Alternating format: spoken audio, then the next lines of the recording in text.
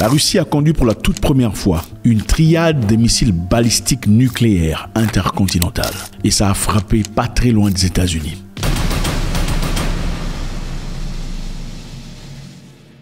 Salut à tous, c'est toujours avec beaucoup de plaisir que je vous reçois. Merci infiniment de faire partie de ce moment de réflexion. Nous sommes ici en Russie et la Russie vient de conduire une frappe de tests nucléaires comme jamais dans le passé. C'est vrai, ils en ont parlé à plusieurs reprises. Cette frappe, évidemment, ne portait pas de payload nucléaire, mais c'est une frappe de test pour affirmer sa puissance et aussi pour démontrer qu'ils sont capables. Maintenant, on va essayer de voir pourquoi la Russie a conduit ce test triade. La Russie envoie un message fort aux puissances mondiales, notamment aux États-Unis et à l'OTAN. Par des discours plus incisifs, le président russe Vladimir Poutine et ses généraux montrent la détermination de leur pays à maintenir sa souveraineté et son indépendance militaire face aux pressions extérieures croissantes. Dans ce contexte de rivalité géopolitique intense, la Russie souligne sa capacité à riposter à toute tentative d'intimidation ou d'intervention sur son territoire, accentuant ainsi son rôle de puissance nucléaire. Au cœur de cette déclaration, la Russie précise qu'elle envisage de développer massivement ses forces de dissuasion nucléaire et sa défense aérienne. Ce choix stratégique marque une étape significative, car la Russie se dote de nouveaux systèmes pour contrer les menaces complexes, allant des frappes aériennes conventionnelles aux missiles balistiques et, potentiellement, aux attaques nucléaires. En bref, Vladimir Poutine vient de lancer encore une fois un avertissement. Mais cette fois-ci, c'est la dernière avertissement, dit-il. Nous allons vite comprendre pourquoi ce fait est établi de la sorte. Alors tout a commencé pendant que la Russie était en train d'évoluer. La Russie affirme avoir capturé la ville de Salydov, à l'est de l'Ukraine. Donc pendant que les combats continuent, la capture de cette ville est très importante. Pourquoi Salydov est importante? Salydov se situe à environ 18 km d'une ville très importante au nom de Pskov. Salydov est importante parce qu'elle se situe à environ 18 km sud-est de la ville de Pokrovsk. Et ceci évidemment est le dernier grand gain de date de la Russie. Pokrovsk est très importante pour l'Ukraine parce qu'elle est la principale mine de charbon en Ukraine et continue de fonctionner malgré la guerre. Le syndicat des sidérurgistes ukrainiens a déclaré ce mois-ci que la fermeture potentielle de la mine de Pokrovsk, la seule source nationale de charbon à coque essentielle à la fabrication de l'acier, pourrait entraîner une chute de production d'acier de 2 à 3 millions de tonnes l'année prochaine, contre 7,5 millions attendus en 2024. Donc Pokrovsk joue un rôle très important à l'économie ou même à la santé de l'Ukraine. Et les militaires russes en prenant Selidov, qu'ils ont célébré dans ces images, comme vous les voyez, établit un danger imminent puisque Selidov n'est qu'à 18 km de Pokrovsk. Les frappes de l'Ukraine, les frappes à distance.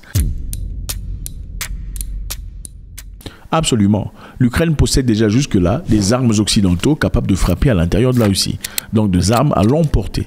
Ce n'est plus question de si on peut offrir l'Ukraine. L'Ukraine a déjà reçu ces armes, mais n'a pas reçu l'autorisation de frapper à l'intérieur, c'est-à-dire en profondeur de la Russie. Comme l'a déclaré Poutine, l'Ukraine aura besoin de l'aide occidentale pour tirer en Russie. Ils en sont incapables, pas seulement sur le plan logistique, et aussi sur le plan capacité. Ils ont besoin de l'aide intelligentsia technologique occidentale afin de frapper à l'intérieur de la Russie. Donc la seule chance que l'Ukraine possède jusque-là de pouvoir repousser la Russie, quoi qu'il en soit, ce sont des frappes directes à l'intérieur du territoire russe, moyennant des missiles qu'ils ne peuvent recevoir que de l'Occident. Maintenant, je vous rappelle ici que depuis longtemps, les États-Unis et l'Europe, l'Occident dans son entièreté, ont refusé de donner l'autorisation à l'Ukraine de frapper à l'intérieur de la Russie, malgré le fait qu'ils aient délivré déjà des missiles capables de frapper à l'intérieur du territoire russe. C'est-à-dire, vous avez les armes, vous avez la possession et les capacités, mais vous n'êtes pas autorisé de frapper dans le territoire russe. L'usage de ces armes sont seulement pour des raisons défensives, c'est-à-dire seulement sur le territoire ou dans le territoire ukrainien. Voilà ce que l'Occident a dit aux Ukrainiens.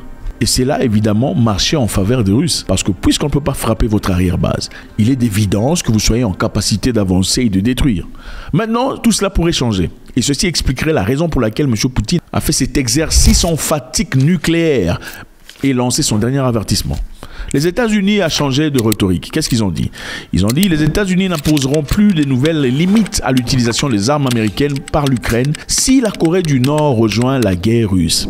Donc, les Américains ont dit en cas d'escalade, au cas où les Russes escalaient l'histoire, escalaient le problème, développaient la guerre, emprunter un chemin qui créerait l'escalade, dans ce cas-là, il donnerait une autorisation à l'Ukraine de frapper à l'intérieur du territoire russe. Donc les États-Unis disent qu'ils n'imposeraient plus des limites à l'utilisation des armes américaines par l'Ukraine si la Corée du Nord rejoint la guerre russe.